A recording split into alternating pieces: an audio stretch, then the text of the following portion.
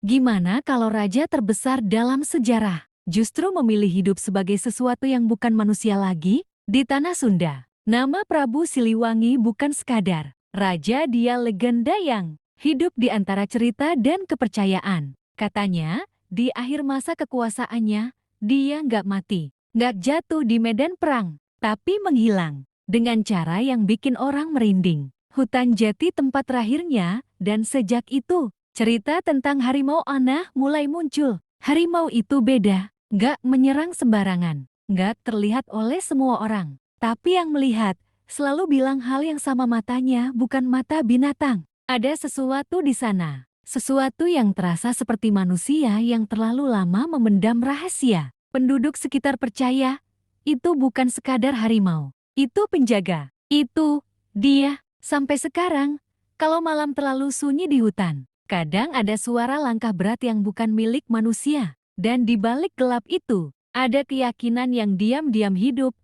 Prabu Siliwangi belum pergi. Dia hanya berubah bentuk, menjaga tanahnya dengan cara yang nggak bisa dijelaskan. Pakuan. Dulu ramai pasar hidup, istana megah, suara kehidupan di setiap sudut. Tapi sekarang, yang tersisa cuma cerita. Nggak ada reruntuhan besar, nggak ada jejak jelas yang bisa bilang, ini dia kotanya.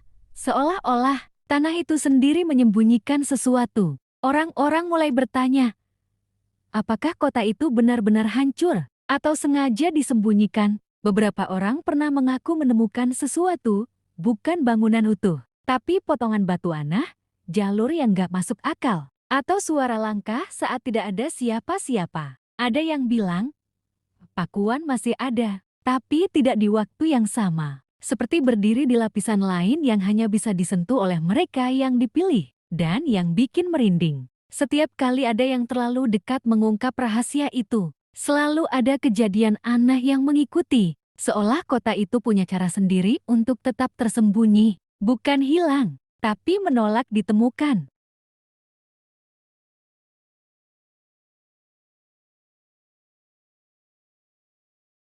Pernah lihat jejak kaki yang tiba-tiba berhenti, padahal nggak ada tempat buat menghilang? Di pinggir hutan Sunda, tanahnya lembab dan selalu menyimpan cerita. Suatu pagi, warga menemukan jejak harimau besar, dalam, jelas. Tapi anehnya, jejak itu cuma sampai di satu titik, lalu hilang.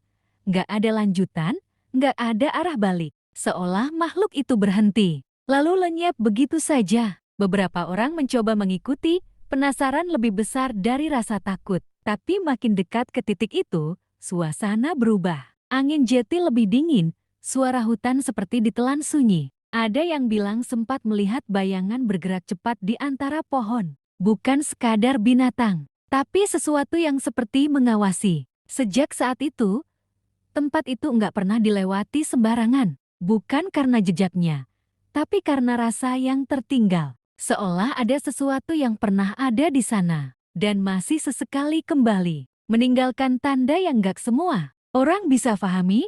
Orang luar sering heran kenapa Pajajaran terasa sulit disentuh, bahkan saat terlihat terbuka. Katanya, bukan soal tembok atau pasukan, tapi sesuatu yang gak kasat mata. Sebuah benteng yang gak dibangun dari batu, tapi dari sesuatu yang lebih halus dan lebih susah dilawan. Beberapa utusan pernah mencoba masuk dengan niat tersembunyi. Aneh, langkah mereka selalu terasa memutar, padahal jalan lurus. Ada yang bilang mereka seperti berjalan di tempat. Ada juga yang merasa kembali ke titik awal tanpa sadar. Seolah ruang itu sendiri berubah arah, menolak siapapun yang datang dengan maksud buruk. Dan yang paling bikin orang diam-diam percaya, benteng itu enggak selalu aktif. Ia bangun saat dibutuhkan, lalu kembali tenang seperti nggak pernah ada. Bukan sekadar pelindung, tapi penjaga yang tahu kapan harus muncul dan kapan harus menghilang.